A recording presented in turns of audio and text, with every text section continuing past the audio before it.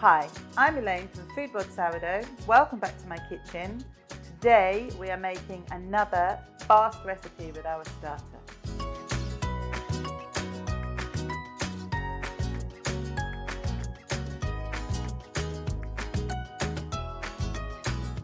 We're going fast and cheesy. In this video, we are going to make my sourdough biscuits. So these are from my first ever book, which was my whole grain book. And these are a version of American Biscuits. So this is when the language thing comes into it. These are what we would call in the UK a savoury buttermilk scone, that kind of thing. Whereas in the States, this is what they would call a biscuit. So that's the kind of thing that we're looking at. And we're, again, like we've been doing in our previous videos, we're using our starter just to create texture and flavour, not lift. That's not what we're doing here. So your starter can either be fed for the purpose, which is what I've done here, taken my usual starter and fed it to create what I need, or it can be discarded starter if that's what you have. I'm going to say this in every video just to make sure I clarify this. I do not keep a jar of discarded starter like this or anything like this in my fridge on a regular basis. This is only for the purpose of these videos that we've been shooting. Once we've done these videos, this will no longer be in my fridge. So it can be starter, fed, unfed, discard, however it comes. So we are going to start off here with just mixing the whole thing together. One of the beauties, again, of this kind of recipe is that you can use whatever flours you fancy. So we're making some cheesy biscuits, and in the book I use a white spelt flour and a whole grain spelt flour. You could do it all with the whole grain spelt. You could do a mixture of an all-purpose flour and the spelt. You could use a selection of the different flours that we've got. You could use some einkorn, you could use some emmer, you could use some rye flour. So it's one of those recipes where you can really mix it up. For me, for this one, I'm going to use a mix of these two. So all-purpose flour is very typical in the States. It's a new thing for us here in the UK. And I think Matthews may even have the first one. It's so useful. I mean, when they say all-purpose, they mean it. It's really useful. Bit different from plain flour, so don't mix the two up. Although plain flour would also work in this recipe. So what we're going to start off with, our mixing bowl, we're zeroed. And we want 85 grams of starter. So if you look at a standard American biscuit recipe, it will include butter. Mine don't have butter in, instead they have starter, so that's where the difference is with these. So we want 85 grams, and as you can see, this is quite liquid. It's been hanging around for a bit for us to do these videos, so this is quite liquid. And we're going to add a total of 350 grams of flour. So we can split that, like I said, in any which way we want. So I'm going to go with 200 grams of our whole grain spelt flour. And then we're going to top that up to the 350 with our all-purpose flour. So this is another really good way of just using up flours. If you've got some flours kicking around the kitchen, it's a really nice way of using things up. Or just playing around with some different flours and seeing what you think. Okay. Going to add to that, which I've already grated, we have got 75 grams of already grated cheese. Use whatever cheese you fancy. Mine is a mix of double Gloucester and a strong cheddar. And then the key thing that's going to make this rise is we have got buttermilk and bicarbonate of soda. So it's the interaction between the acidity in the buttermilk and the bicarb that's going to make this then actually grow when they go in the oven. So we call it bicarbonate of soda. In the States, it's going to be your baking soda. So here, this comes in a standard 300 ml pot. That's all we need, luckily, for this recipe. It's actually becoming quite difficult to find in this country. So if you struggle to find the buttermilk, you can make your own by adding some lemon juice to your standard milk. You can take 250 grams of milk, add a tablespoon of lemon juice, leave it to sit, and it will thicken up and curdle a bit and give you a version of buttermilk. It might be a little bit thinner, but you can make your own if you can't find it. So that whole thing is going to go in there. Waste not, want not. We're going to make sure the whole lot goes in. So these, all we've got in these is just the cheese based on the recipe that we're using, which of course you can add to that. So there can always be some extra flavour in there if you fancy. So you could add maybe some dry chives if you wanted to.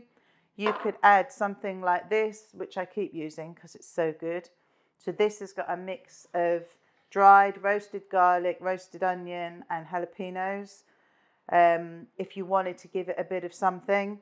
So there's, you know, in fact, why don't we do that? Add a bit of extra flavour to it. So you can throw whatever you like in with it, really. But just want 7 grams of baking soda, which equates to about 1.5 teaspoons. There we go. And then, of course, just a pinch of salt. Although with what we've added, we are going to get lots of flavour. And all we're going to do with this is give it a nice mix. Don't want to over mix it too much. It will be quite stiff. And then what we're going to do is turn it out onto the counter, just using our hands, just push it into shape and then cutting it out. So we've got a 2.5-inch cookie cutter here. It's about 6 centimetres. If you don't have that, you can just cut them into squares. So we just want to mix this through as much as possible. Can really get the smell from that spice mix. So this is now fully mixed. All we're going to do is let that sit briefly whilst I clear the decks to be able to turn it out. This is going to be a soft, sticky dough, which is fine. That's all it needs to be. So I'm going to clear a space and we get on to the next bit. Here we go. We're going to cut this out. So all we want to do is turn this onto the counter. Bit of flour on the counter. This is going to be a sticky mix. Just going to turn this out. Smells really good with the spice mix that I put in it. So no harm in having a bit of extra flour on your hands. All we're going to do is push this down. I want to make it so it's about 2 centimetres thick. You can already feel a bit of bounce in the dough. I'm going to take our cookie cutter, using the fluted edge, push it in, and then straight back up. Never ever twist it. You twist it, you're going to lose the fluting. So push it in, bring it back up. We can use our palette knife or our fingers. I'm going to place that on our waiting tray. Just going to go through. You can, as you cut it in, you can already hear that the dough is a bit spongy from the buttermilk and the bicarb. Look at that. Look at the edge that's on that. You can already start to see some of the layers. So I'm going to place them on there. So you should, or you could, get about 15 or 16 out of this. It depends on the thickness, how you roll them out, how you push it out. Once you've got to this point, all we need to do with this is bring it back together again and then push it back out to its 2 centimeters thick and then cut out the rest. So you may need a second tray depending on the size of your tray, size of your oven, how far apart you've set them. You need to allow for these to grow a bit, and then we just continue on and do the same again. All cut out, ready to go. I've also got another 6 on my other tray. These are going to go in the oven at 200 centigrade or 400 Fahrenheit if it's a fan oven or convection. Make the changes that you need to if yours is non-fan and it's conventional oven. These details are all in the recipe. We're going to do it from a cold start, so they'll be in there anything between 16 and 20 minutes.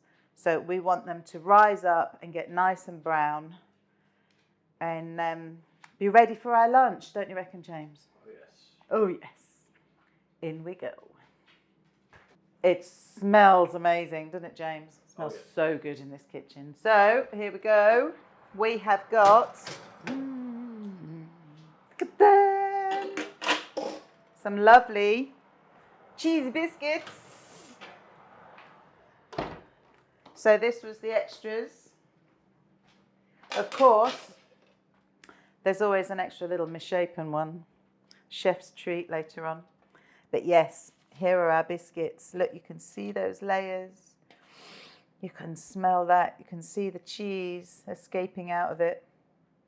Look, you can see how nicely done they are. So we're going to have to make ourselves just wait a second here. But what you'll find with my biscuit recipes, very much like my cracker recipes, is there's a standard element to the recipe of the amount of flour, the buttermilk, the baking soda, bicarbonate of soda. Then you can add whatever bits you want to it, whether it's spices, cheese. You can go down a sweet route. You can go down the savoury route. You don't need to add anything at all and just have them plain. So once again, this gives you a different use for your starter. Something that's fast and fabulous and easy to make. I think we need to bring on the chutney. Or soup if we had some. How good would that be? There we go. These are my sourdough biscuits.